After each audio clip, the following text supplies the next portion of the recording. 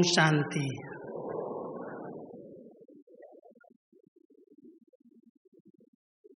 बाबा के हम सभी बच्चे अपनी एक रस स्थिति बनाने के लिए अनेक प्रकार के पुरुषार्थ करते रहते हैं, क्योंकि कलयुग की इस अंतिम वेला में जबकि चारों तरफ प्रकृति के पांचों तत्व तमोगुण रूप में अपना कार्य कर रहे हैं और माया के पांचों विकार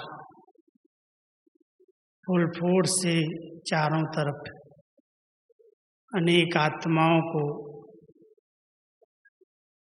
अपने चुंगल में लेकर चारों तरफ अनेक प्रकार की समस्याएं, अनेक प्रकार की हलचल के बीच में बाबा अपने बच्चों को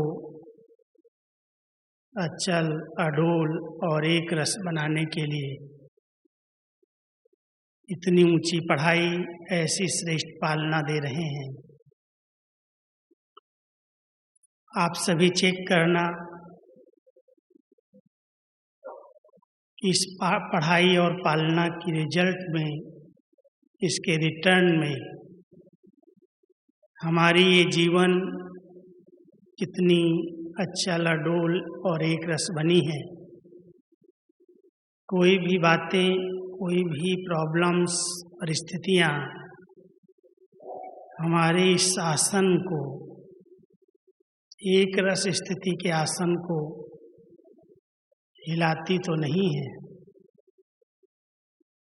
अगर हिला रही हैं तो उसके कुछ कारण होंगे, और एक रस स्थिति के आसन पर मैं सदा विराजमान रहूं, उसकी कुछ विधियां भी हैं। रूहानियत किसको कहा जाता? रूहानियत की शक्ति क्या है और उस शक्ति के आधार से हमारी स्थिति एक रस कैसे रहे, इसी विषय को लेकर के आज हम सब आपके बीच में आए हैं।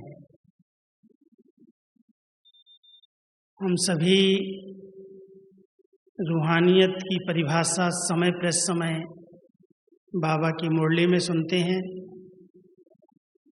रूह आत्मा को कहा जाता, और जितना हम अपनी इस रूह की आत्मिक स्थिति में स्थित रहते हैं, वो रूहानियत में जब रूह की स्मृति रहती है कि मैं आत्मा हूँ, ये आत्मा है, और ये अभ्यास जितना जिसने पक्का कर लिया उतना उसकी स्थिति एक रस बन जाती है। क्या है इस अभ्यास की विशेषताएं और इस अभ्यास को कैसे हम बढ़ाएं, किन किन बातों पर ध्यान दें? आप सभी बाबा की साकार मुरलियों को अगर ध्यान से सुनते होंगे, बाबा अपने बच्चों को, बहुत से हलचल वाले बच्चों को टाइटल बहुत देते हैं, और वो टाइटल्स जैसे बाबा की आज की मुरली में था, रावण ने बच्चों को बंदर जैसा बना दिया, ये टाइटल दिए। ऐसे बड़े रमणीक और बड़े प्यार के टाइटल बाबा ने हम सबको दिए हैं। अगर छोटी छोटी बातों में हम बहुत जल्दी डिस्टर्ब हो जाते हैं, कभी बहुत ऊंची स्थिति बनती है, कभी एकदम नीचे आ जाते हैं, तो मैं आज आपको बाबा के द्वारा मिले हुए पहले 5-6 टाइटल सुना देता हूँ। शायद आपने बाबा का एक टाइटल सुना होगा, छुई मुई। शर्मिली बूटी एक होती है, अगर उसके समीप भी कोई आ जाता है, उसको थोड़ा सा टच करने की कोशिश करता है तो पूरा पौधा मुरझा जाता है, ऐसे लेट जाता है। तो बाबा भी कहता है मेरे बच्चों की कभी ऐसी स्थिति बनती है, एकदम छुई मुई की तरह, छोटी सी कोई बात हो गई, कोई प्रॉब्लम आ गई, कोई ने इंसल्ट कर दी, कोई ने कुछ कह दिया, जो ब्राह्मण जीवन का नशा है, खुशी है, उमंग है, उत्साह है, वो एकदम छुई मुई की तरह निराश हो जाती है, आत्मा उदास हो जाती है। दूसरा बाबा एक टाइटल देते हैं कि मेरे बच्चों की स्थिति जैसे सोडा वाटर होती है।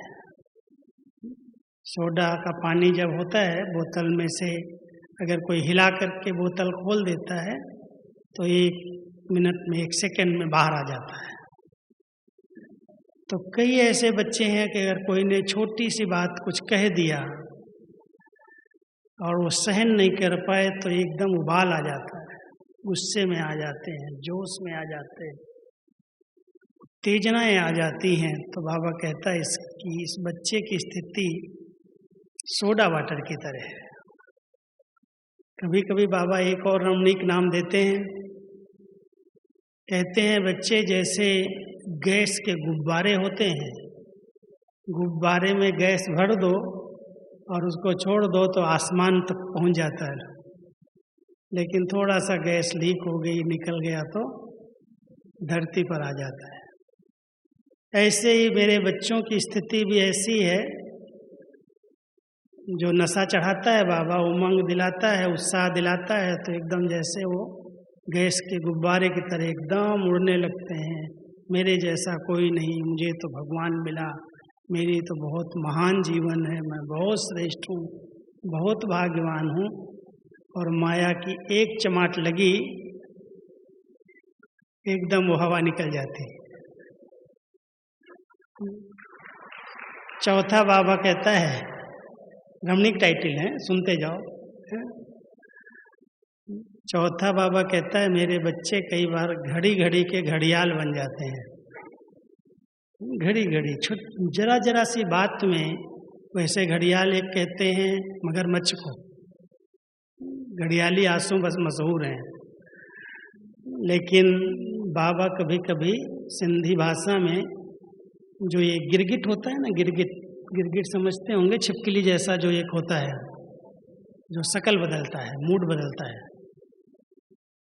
मेरे बच्चे ऐसे हैं जैसे गिरगिट की तरह अपनी शक्ल बदल देते, फटाफट 1 सेकंड में, अभी अभी बहुत अच्छे हैं, अभी लाल पीले हो जाते हैं, एकदम शक्ल बदल जाती है। और पांचवा एक और अच्छा टाइटल बाबा देता है, जैसे पारे की मिसल स्थिति है, पारा एकदम चढ़ता है और एकदम गिर जाता है। बहुत मगरूर बच्चे हैं, थोड़ा सा भी कुछ अच्छा करते हैं, महिमा होती है, नशा चढ़ जाता है, फिर अपने जैसा कोई नहीं।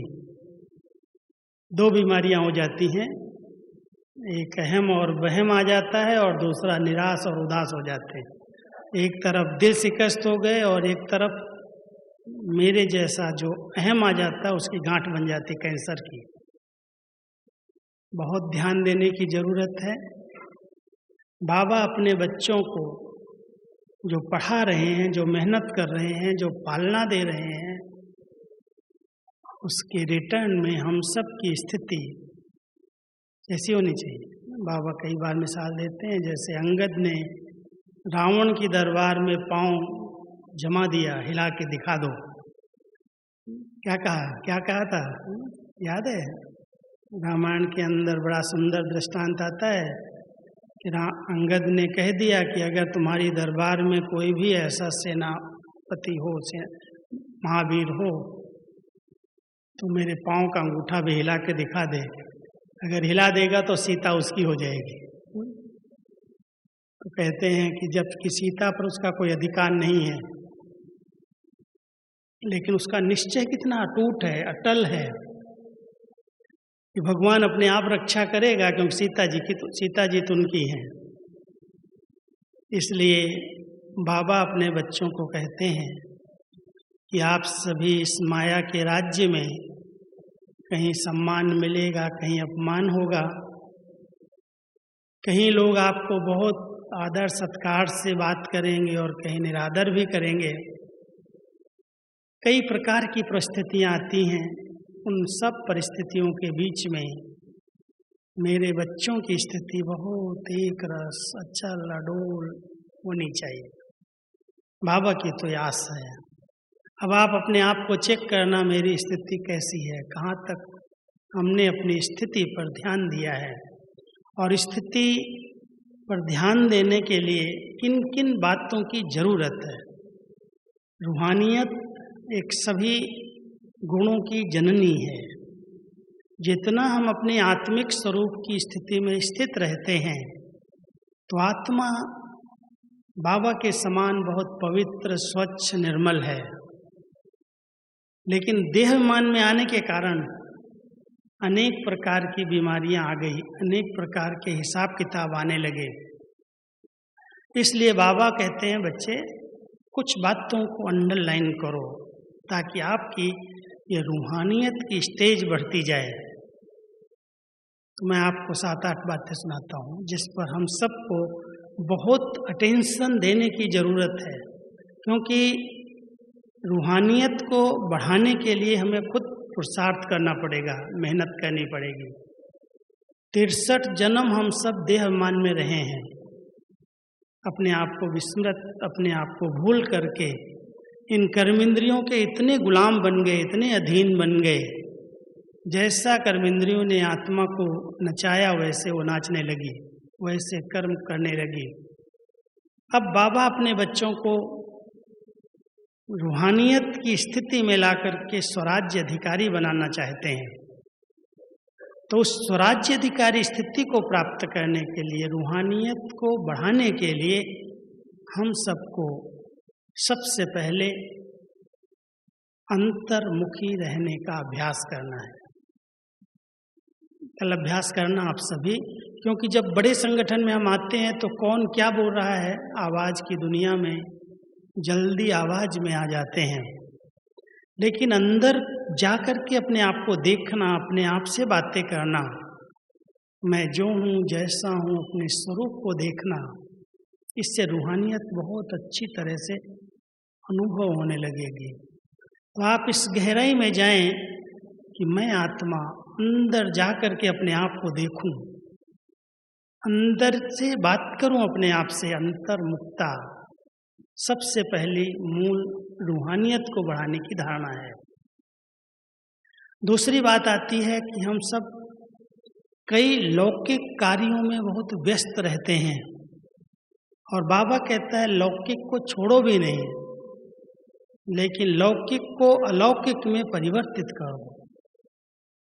जहाँ पर लौकिकता माना साधारणता है, जहाँ पर हम सब देह और देह के संबंधों में जकड़े हुए हैं, बंधे हुए हैं, बाबा कहता है सबके साथ रहो, संबंध निभाओ।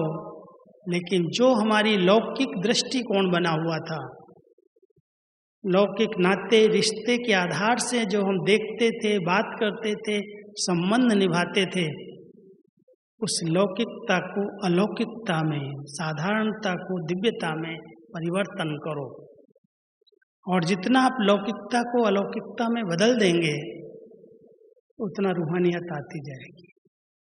लौकिकता माना देह अभिमान, देहिक दृष्टि से देखना, बोलना, संबंध निभाना। कई प्रकार से हम सब लौकिकता के बंधनों में बंधे हुए हैं। ब्रह्मा बाबा ने सबसे पहले अपनी लौकिकता का त्याग किया। लौकिक नाते रिश्ते भी बाबा को भूल गए। बाबा की लौकिक बहू बाबा को बाबा कहने लगी, बेटी बाबा कहने लगी, सब कुछ सबकी दृष्टि में एक ही, मेरा बाबा, मेरा बाबा, मेरा बाबा। बाकी सारे संबंध एक संबंध में परिवर्तन हो गए। कोई ने उस नज़र से बाबा को नहीं देखा, क्योंकि उनकी दृष्टि के अंदर वो अलौकिकता आ गई, रूहानियत आ गई, न्यारापन आ गया। और तीसरी बात है कि अगर हम इस बाह्य जगत में बहुत ज़्यादा लिप्त हैं, उपराम नहीं है, तो रूहानियत का अनुभव नहीं होगा। अगर हम अपनी रूहानियत को बढ़ाना चाहते हैं तो दो शब्द बाबा बहुत अच्छे प्रयोग में लाते हैं मुरली के अंदर। एक कहते हैं बच्चे उपराम स्थिति बनाओ, और दूसरी दृष्टा साक्षी दृष्टा स्थिति बनाओ। संबंध निभाओ, साथ रहो, सबके बीच में रहो, लेकिन बुद्धि उपराम रहे। उपराम माना ऊपर, न्यारी स्थिति रहे। और दृष्टा, हर आत्मा अपना अपना बहुत एक्यूरेट पार्ट इस नाटक के अंदर बजा रही है। देखो सबको, लेकिन इंटरफियर नहीं करो। दृष्टा बन करके देखने वाली आत्मा की स्थिति स्वतः एक रस बन जाती। वो क्वेश्चन नहीं करता ऐसा ये क्यों कर रहा है, इसको ऐसा नहीं करना चाहिए। बाबा ने कर्मों का ज्ञान दे दिया, जो करेगा वो पाएगा। जैसा कर मैं करूँगा, मुझे देख सब करेंगे। अगर मैं दूसरों को सुधारना चाहता हूँ तो पहले मुझे अपने कर्मों पर ध्यान देना होगा। हमारे अगर हर कर्म में दिव्यता है, अलौकिकता है, रूहानियत है, तो कहने की आवश्यकता नहीं है, लोग उसको देख करके धीरे धीरे सीख लेंगे, फॉलो कर लेंगे। इसके साथ साथ चार बातें और बताता हूँ। एक स्लोगन बहुत सुंदर बाबा का है, ध्यान देना। स्वचिंतन उन्नति की सीढ़ी है, पर चिंतन पतन की जड़ है। अगर मुझे अपनी उन्नति करनी है, अपनी एक रस स्थिति बनानी है, तो स्वचिंतन को अपनी मस्ती में मस्त रहो, जिसको बाबा साकार मुरली में कहता है अपनी घोट तो नशा चढ़े। कौन क्या कर रहा है, ये ऐसा कर रहा है, वो ऐसा कर रहा है, बाबा कहता तेरा क्या जाता है, तुम आंखें बंद कर लो, मेरे पास सबका हिसाब किताब है, मैं देख लूंगा। बाबा ने किसी बच्चे को जवाबदारी नहीं दी है ध्यान देना, ये क्या कर रहा है, वो क्या कर रहा है। अगर अपनी स्थिति को कोई हलचल में लाना चाहता तो इस प्रकार के प्रश्न उठाएगा। अगर एक रस स्थिति बनाना चाहता है तो अपनी मस्ती में रहेगा, अपनी घोट तो नशा चढ़े, अपनी मस्ती में रहो। एक बहुत अच्छी हंसी की कहावत कहते हैं, आग लगे बस्ती में, मैं रहूं मस्ती में। लेकिन अगर कोई बहुत फर्ज है, कोई बहुत अच्छी जवाबदारियां आपके आगे हैं, तो शुभ भावना का दान दो, शुभ संकल्पों से अपने आप को भरपूर करो। इसके लिए दूसरा शब्द बाबा का आता है, एक तरफ स्वचिंतन करो और दूसरी तरफ बाबा कहता है शुभ चिंतक बनो। जो फर्ज है, परिवार है, ऐसा हम किनारा भी नहीं कर सकते हैं और ऐसे हम देख भी नहीं सकते, लेकिन अपनी स्थिति बिगाड़ करके नहीं। मान लो आज कोई डॉक्टर है, सर्जन है, उसको चीर फाड़ करनी है, पेशेंट बहुत दर्द में है, बहुत परेशान है, तो उसके दर्द को देख करके वो खुद दुखी नहीं होगा। अगर दुखी हो गया तो उसकी दवाई नहीं कर सकेगा। अलग से अपने को सर्जन समझ करके उसके दुख को दूर करने के लिए सर्जरी करेगा। बाबा भी कहते हैं सारी दुनिया में दुख दर्द बढ़ रहे हैं, पाप बढ़ रहे हैं, किसी से उसके दिल का हाल पूछ करके देख लो। कभी कभी जब किसी से पूछो आप कैसे हैं, बड़े प्यार से कहते हैं अच्छे हैं, ठीक है। लेकिन अगर थोड़ा सा और पूछ लो तो सब रोना धोना शुरू कर देते। बहुत सारी प्रॉब्लम्स, कलयुग का अंतिम समय है, हर क्षेत्र में अति हो रही है, हर आत्मा अपने हिसाब किताब चुकतू कर रही है। तो जैसे ऐसे लगता है जैसे हर एक के आगे दुखों के पहाड़ गिर रहे हैं। अभी मैं हरियाणा गया था 5-6 दिन पहले, क्लास कराया, बहुत बड़ा क्लास था, 400-500 भाई बहनों का। जब क्लास पूरा हो जाता है तो माताएं तो बहुत नज़दीक आके पूछती, भाई जी हर घर में कैंसर पेशेंट, हर घर में, कोई की जीभ कटी है, कोई का गला कट गया है, कोई का कोई अंग निकाल दिया है, और इतना दुख दर्द की बातें वो सुनाते थे। आप सब सोच सकते हैं कि क्या ऐसी एक माता तो कहती है, भाई जी मेरे बेटे को कैंसर हुआ, मेरा घर का 1.5 करोड़ रुपया खर्चा हो गया है और डॉक्टर कहता है ये बचने वाला नहीं है, अब कुछ युक्ति बताओ बच जाए। मैं कहा क्यों माता जी इसको आत्मा को इतना कष्ट दे रही हो, शरीर बदल करके दूसरा शरीर लेगा तो सुखी रहेगा ना। इतना तो चला गया, जीभ भी कट गई, उसके बाद भी जीने की इच्छा है इंसान की।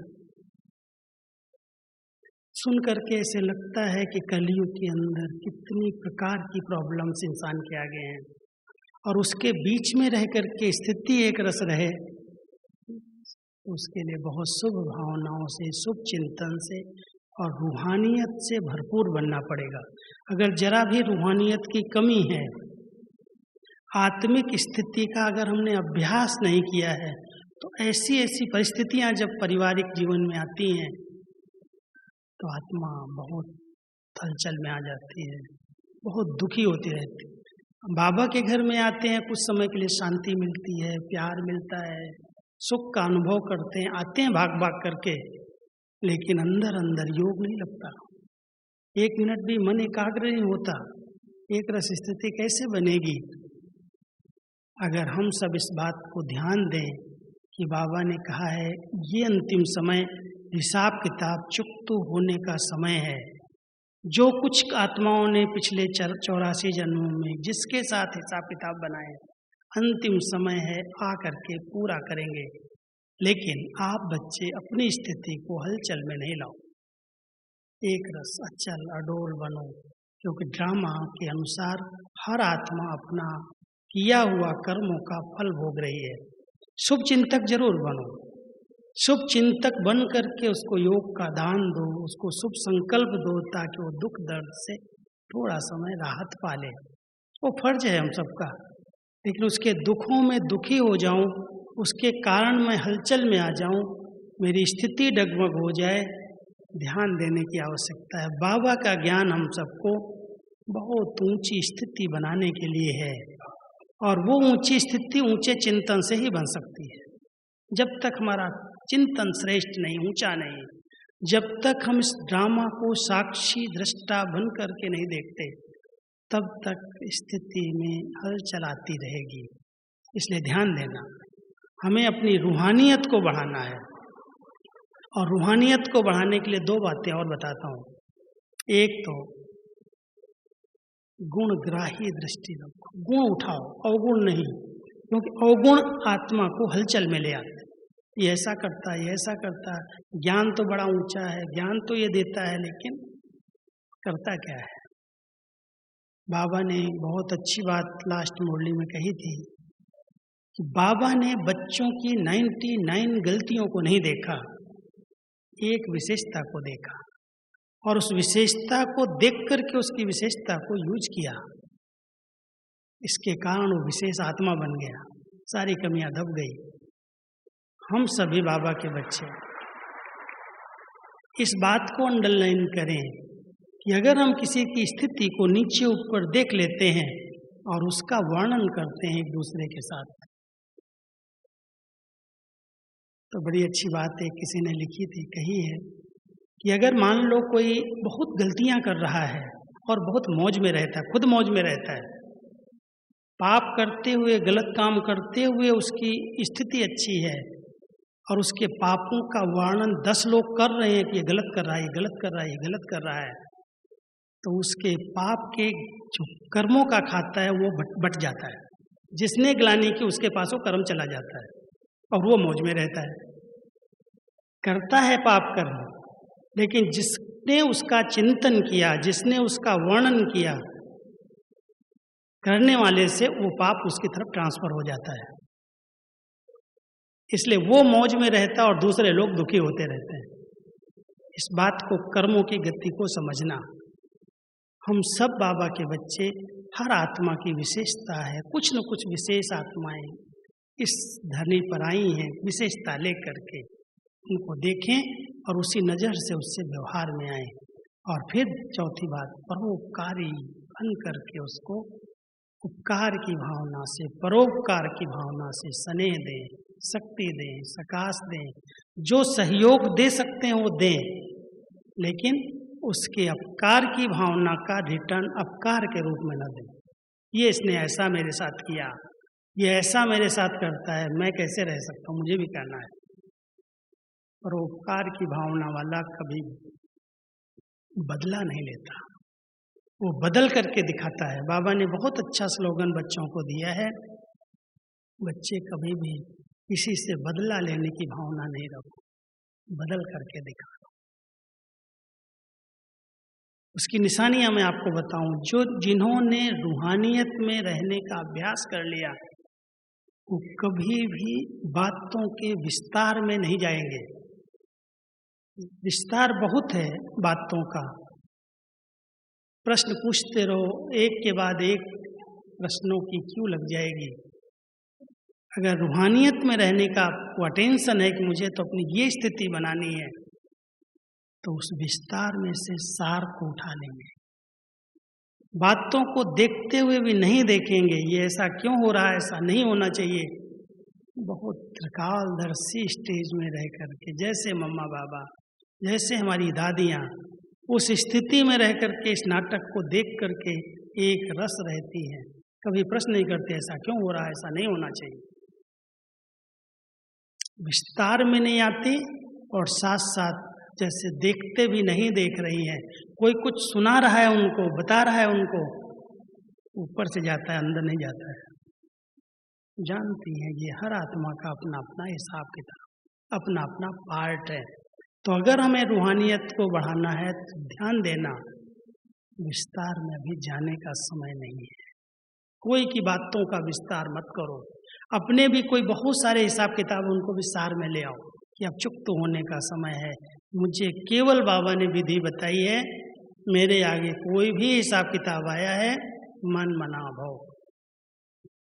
केवल एक ही महामंत्र बाबा ने हम सबको दिया है, ये हमारे लिए संजीवनी बूटी है।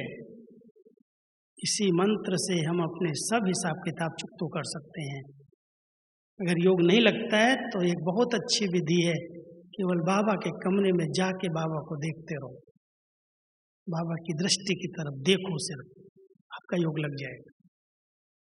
बिल्कुल आत्मिक स्थिति में मैं आत्मा, ये बाबा बैठा है सामने देख रहा है, अपने आप बाबा अनुभव कराना शुरू कर देगा और धीरे धीरे आत्मा बिल्कुल हल्के बन करके बाबा के पास चली जाएगी, शक्ति मिलने लगेगी।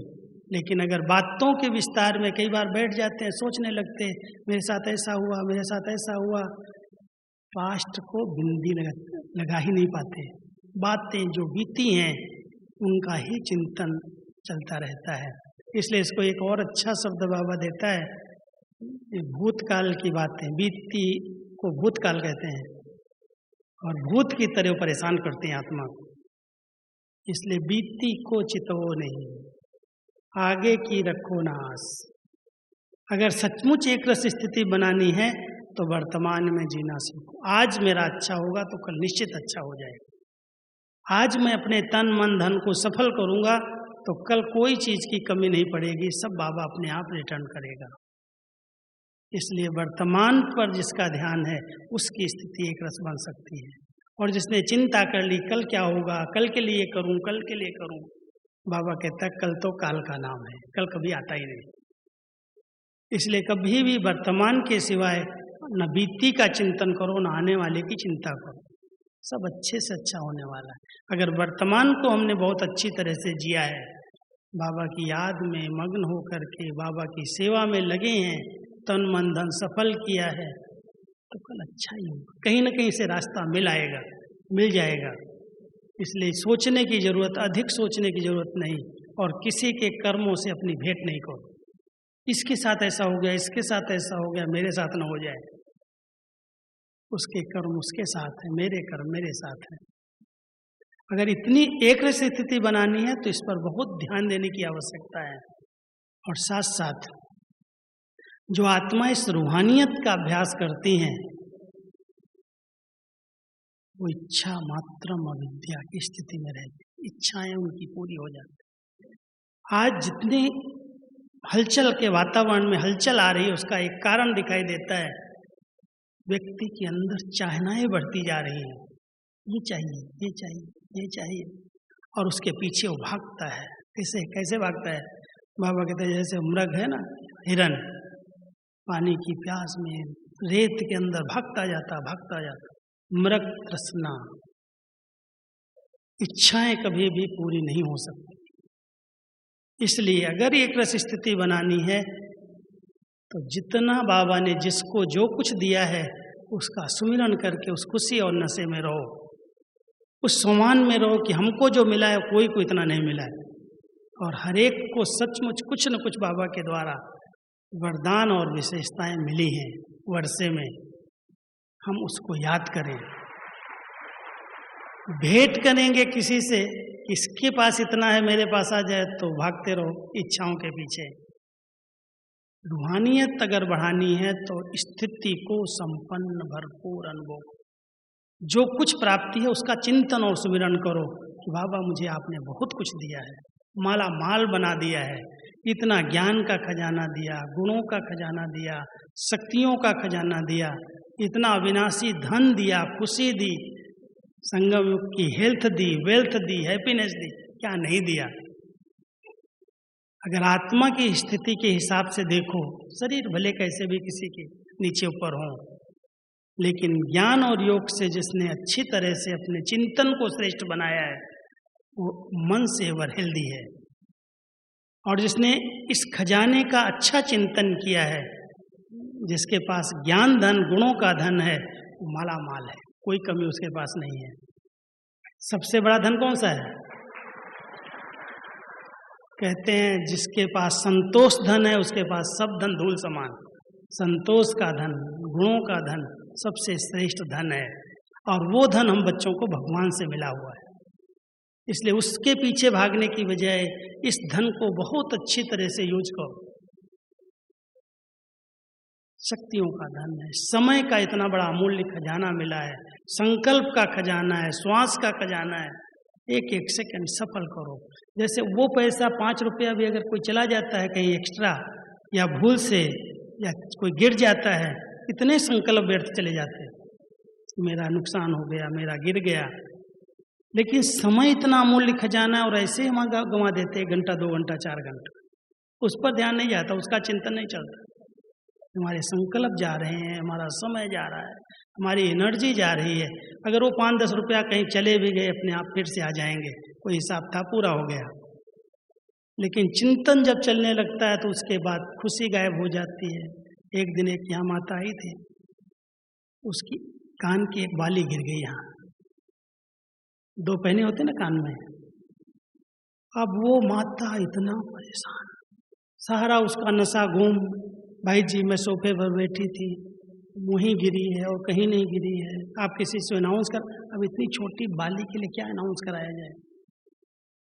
इतना उसके संकल्प चले, उसका योग टूट गया, सारा टाइम वो एक छोटी सी बाली के पीछे, खुशी गुम, चेहरा मुरझाया हुआ। ड्रामानुसार कोई को मिली और उसने खोया पाया में दे दिया जाके, और उसको जब दूसरे दिन मिल गई, इतना खुश, बात जैसे सब कुछ मिल गया। ये विनाशी चीजों में खुशी अनुभव कर रहा है व्यक्ति, और अविनाशी प्राप्तियों के लिए 2 घंटा 2 दिन 4 दिन इतनी क्लासेज हुई, इतने योग के प्रोग्राम चले, सब गंवा दिया। सोचने की बात है, थोड़ा इस पर विचार करना, एक रस स्थिति का आधार क्या है? क्या ये सब चीजें जो विनाश होने वाली हैं, जो आज है सबकी डूबने वाली हैं, सब जाने वाला है, उसके आधार पर मेरी खुशी और स्थिति तो नहीं है। अविनाशी स्थिति, अविनाशी खजानों से संपन्न आत्मा है, ये तो आएगा और जाएगा। इसके पीछे मैं अपनी खुशी क्यों गायब करूं? अपनी स्थिति को हलचल में क्यों लाऊं? क्यों अनुमान लगाऊं इसने उठाया होगा, इसने ले लिया होगा, ऐसा किया होगा? कितने व्यर्थ संकल्प, नेगेटिव संकल्प चला चला करके मन भारी। ध्यान देना, बाबा ने हम सबको ज्ञान गुण और शक्तियों से वेल्दी बना दिया, संपत्तिवान बना दिया। चिंतन करो कितना दिया है, अखुट दिया है। आत्मा एकदम भरपूर और संतुष्ट अनुभव करती है। अंदर की आवाज निकलती है, बाबा पाना था सो पा लिया, काम क्या बाकी रहा, कुछ नहीं चाहिए। जैसे ब्रह्मा बाबा को नशा चढ़ गया ना, क्या कहा बाबा ने? अरे बच्चे ये हीरे नहीं, ये पत्थर है, पत्थर दिखाई देते मुझे, 1 सेकंड में उनसे वैराग्य आ गया, छोड़ दिया सब कुछ, चिंता परवाह नहीं की कि इसका क्या होगा।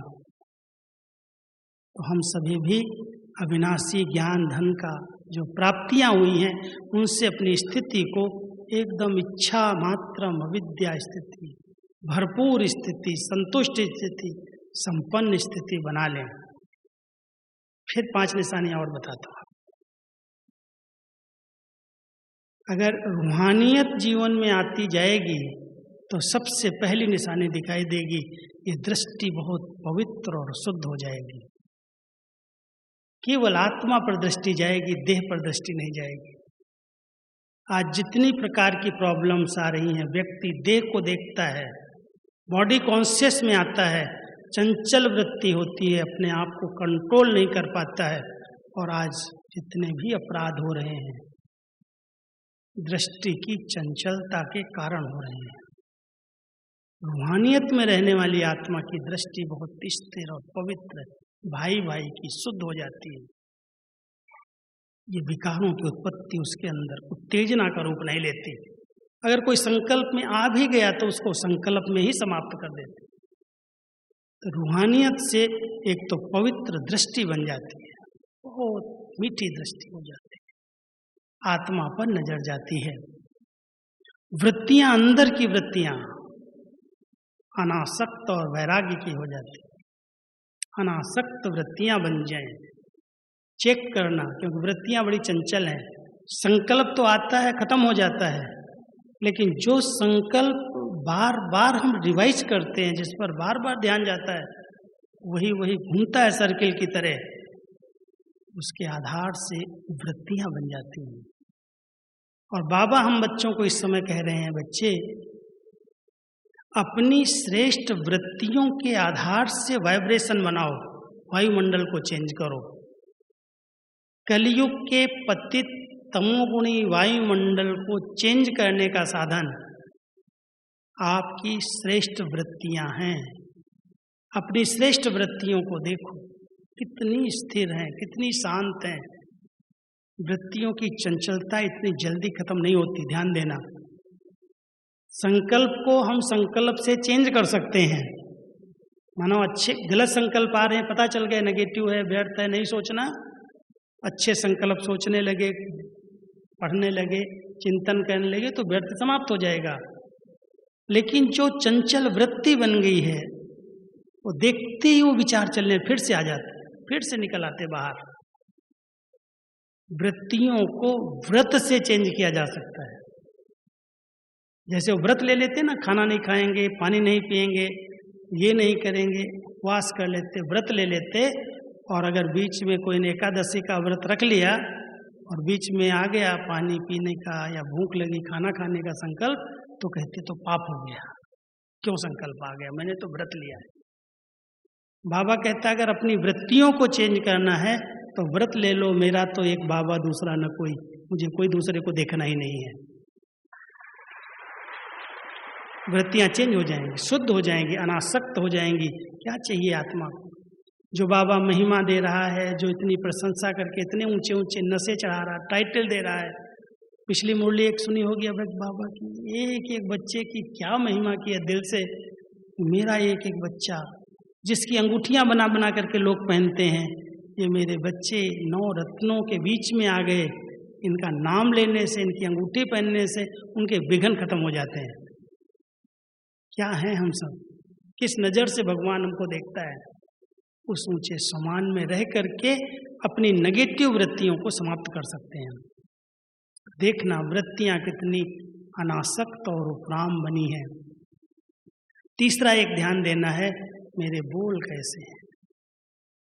सारे समस्याओं की जड़ वाणी है, बोल। बोल दिया, निकल गया, सोचा नहीं था ऐसा हो जाएगा। जो घर घर के अंदर झगड़े हो जाते हैं उसका मूल कारण है सहन नहीं किया, जो आया वो बोल दिया। बाबा कहता है बोल बड़े अनमोल हैं, इस पर बहुत ध्यान देना, अंडरलाइन करो। बोल हमारे सम्मानजनक और मधुर हो। तब हमारी वाणी का प्रभाव पड़ेगा और ये वचन सिद्ध होने लगेंगे। बाबा अब अपने बच्चों को सिद्धि स्वरूप रूप में देखना चाहता है। जो बोलो हो जाए, जो सोचो होने लगे। लेकिन वो तभी होगा जब बहुत स्थिर और एकाग्र संकल्प होंगे। हलचल वाले संकल्प अगर सिद्ध हो गए, क्या होगा? कोई को वरदान मिलेगा, कोई को श्राप मिल जाएगा। बाबा ऐसी सिद्धि नहीं देता। इसलिए हम सब अपने संकल्प और बोल पर ध्यान दें। किसी भी आत्मा के प्रति कोई कुछ भी कर रहा हो मेरे लिए, लेकिन मेरे मुख से नहीं निकले, ये तो सुधरेगा नहीं, ये तो बदलेगा नहीं। कई बार ऐसा है, योग का प्रयोग करती हैं माताएं कि हमारा पति बदल जाए, हमारे बच्चे बदल जाएं, वो ज्ञान में आ जाएं, वो सहयोगी बन जाएं। लेकिन जब उनके संस्कारों को देखती हैं, जब कोई उनकी ऐसी आदत देखती है, तो कहते हैं तो रावण जैसा तो बदलेगा ही नहीं। एक तरफ योग कर रहे हैं और दूसरी तरफ श्राप दे रहे हैं। बाबा कहता है शुभ चिंतक बनो, सब अच्छे हैं, उनका अपना पार्ट है। एक भावना रखो कि हट्टी तो एक ये जाएगा कहाँ, आना तो है ही, आज नहीं तो कल आएगा। हम अपनी शुभ भावनाएं नहीं छोड़ेंगे, प्रयोग करते चलो, एक न एक दिन उसको झुकना ही है। तो जब इतने निश्चय से और इतनी श्रेष्ठ भावनाओं से आप शुभ संकल्पों का प्रयोग करेंगे, तब वो आत्माएं अपने आप परिवर्तन हो जाएंगी। इसलिए बोल पर बड़ा ध्यान देना, ऐसे नहीं जो आया बोल दिया। और कर्म, बाबा कहता बच्चे बड़े सुखदायी कर्म हो, कोई भी कर्म से कोई को दुख न मिले। इसलिए 3 बातें बाबा ने कही हैं जो एक रस स्थिति में रहने वाली हैं। वो 3 सेवाएं कर सकते हैं। एक, उनकी मनसा इतनी शक्तिशाली, शुभ भावना से संकल्प है, भरपूर है, शक्तिशाली है, तो उस संकल्प की शक्ति से वो शक्तियों का दान दे सकते हैं। जिस आत्मा के पास शुभ संकल्प करेंगे उसको शक्ति प्राप्त होने लगेगी। और वाचा से वो ज्ञान दान देंगे। कोई भी संबंध संपर्क में आएगा, समीप आएगा, उसको कुछ न कुछ बाबा की अच्छी अच्छी बातें सुना करके उसके जीवन को बदल देंगे। और कर्मणा से गुणों का दान देंगे। जो कुछ कर्म करें उससे लोगों को सीखने को मिले, प्रेरणा मिले, वो कैसे कर रहे हैं। आज इस कलयुगी वातावरण के बीच में, इतने तनाव के बीच में, ऐसी परिस्थितियों के बीच में, महंगाई के बीच में, इन लोगों के ऊपर कोई प्रभाव नहीं पड़ता। क्या है आखिर में? कहाँ से ऐसी जीवन इन्होंने बनाई? कभी तू मैं नहीं करते, कभी टकराव में नहीं आते, कभी इनके चेहरे पर कोई तनाव नहीं दिखाई देता। आखिर भी क्या है इनकी स्थिति? तब लोग पूछेंगे आपको कौन मिला है, आप कहाँ पढ़ते हो, आपको कौन ऐसी पढ़ाई पढ़ाता है। बाबा कहता आप बच्चे अगर कहोगे मुझे भगवान पढ़ाता है, तो लोग हंसेंगे, इनके लिए भगवान शायद फ्री बैठा है। लेकिन अगर आपके जीवन देख लेंगे, कैसे अचल अडोल एक रस, हर बात में एकदम कोई इंद्रिय रस इनको आकर्षित नहीं करता। आज व्यक्ति को इंद्रियों के रस ने, उन रसनाओं ने परेशान किया हुआ है। देखो, अगर एक आंखों का रस किसी को खींच रहा है, क्या करता है? सारा दिन मोबाइल हाथ में लेता है ना, ऐसे देखता रहता है। आंखों का रस। कोई चीज अच्छी लगती है, जीव रस, खाऊं, बाबा कहता है खाऊं तेरे पेट में बलाऊं। रमणीक बातें, बाबा की रमणीक बातें मुरलियों में सुनते हो ना सब। माना जिसके पेट में कोई कीड़े लग जाते, हो जाते हैं ना, कितना भी उसको खिला दो, भूखा का भूखा रहता है। इसलिए ध्यान देना, ये जीव रस बड़ा खतरनाक है। ये जीव जबान जो है ना, 2 काम करती है। एक कतरनी का काम करती है, संबंध काट देती है, और एक खाने पीने का रस बैठ गया तो स्वास्थ्य बिगाड़ देती है। एक स्वास्थ्य बिगाड़ देती है, एक संबंध बिगाड़ देती है। जबान एक, ये रस आत्मा को आकर्षित कर रहे हैं। तो जीव रस, आंखों का रस, और अगर कान का रस, कौन क्या कह रहा है उसके कान लगा के ऐसे सुनेंगे, आप क्या बोल रहे थे, पूछेंगे और क्या हुआ, आगे क्या हुआ। कानों का रस टाइम वेस्ट कर रहा है, लेना एक कहते हैं न, लेना एक न देना दो, लेकिन रस ऐसा है जो हर एक के पास जा करके पूछेंगे फिर क्या हुआ था, फिर क्या हुआ, उसके बाद क्या हुआ। ये कानों का रस। तो ये देखना, ये इंद्रिय रस आत्मा को कहीं खींच तो नहीं रहा है, ये परवश बनाया हुआ है आत्मा को। और जिसने रूहानियत का इस अभ्यास कर लिया, न कोई रस खींचेगा और न कहीं रग रहेगी। अगर कोई रगें भी खींच रही हैं, रगें समझते हैं ना, सूक्ष्म लगाओ, रगें, कोई की देह में रग है, कोई का संबंध में रग है, कोई ऐसी चीजों में रग लग गई हुई है। रगें बहुत आत्मा को परेशान करती हैं। इसलिए देखना, कोई रस या रग, इंद्रिय रस या कहीं दैहिक आकर्षण की रग आत्मा को अपने बंधन में तो नहीं बांध रही है। जो एक रस स्थिति में रहने वाली आत्मा है वो किसी के बंधन में नहीं बनती, स्वतंत्र है। देह का बंधन उनको नहीं बांध रहा है। सबसे बड़ा बंधन है अपने संकल्पों और संस्कारों का बंधन। दूसरे बंधन तो हम बहुत जल्दी काट करके बाहर आ सकते हैं, लेकिन अगर संस्कारों का और संकल्पों का बंधन नहीं काट पाया तो उन बंधनों के कटने के बाद भी नए बंधन क्रिएट हो जाते हैं। इसलिए अगर एक रस स्थिति और रूहानियत की स्थिति में रहने का इसने अच्छा अभ्यास किया है तो सब बंधनों को सहज रीति से काट करके स्वतंत्र उड़ता पंछी बन जाता है। तो हम सबको बाबा इस समय अंतिम समय के अनुसार कह रहे हैं, बच्चे इस रूहानियत की शक्ति को बढ़ाओ और कोई पुरुषार्थ करो या न करो, आँख खुले, पहले संकल्प में स्मृति में लाओ, मैं आत्मा इस शरीर में पर काया प्रवेश हुई हूँ, इस काया में मैंने अवतार लिया है, मैं अवतरित हुई आत्मा। रूहानियत बढ़ जाएगी आपकी। आत्मा हो करके देखेंगे, आत्मा हो करके इस शरीर के भान में आएंगे, कर्म करेंगे और न्यारे हो जाएंगे।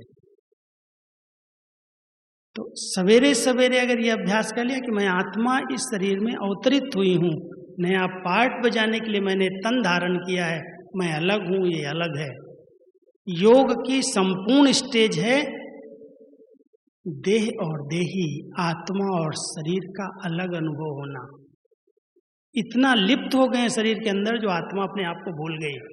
अब यही अभ्यास करो, मैं आत्मा हूँ, मैं इस शरीर से अलग हूँ, मैं परमात्मा की दिव्य शक्ति संतान हूँ और उसकी सब शक्तियों से मैं भरपूर एक चैतन्य शक्ति हूँ। ऐसी स्थिति से एक रस बन जाओ, अच्छा लडोल हो जाओ, कोई भी बातें आपके ऊपर अपना प्रभाव नहीं डालेंगी। तो कलयुग में कुछ भी हो, कितने भी अति के वातावरण में हम और चले जाएं, कैसा भी वायुमंडल हो, कैसे भी लोग हों, कैसे भी लोगों के संस्कार हों, मैं समझता हूँ जिन्होंने रूहानियत का अभ्यास किया है उन पर किसी का प्रभाव नहीं पड़ता। तो अचल अडोल एक रस स्थिति के लिए आत्मिक स्थिति में स्थित रहने का बहुत अच्छा अभ्यास करते रहो। ओम शांति।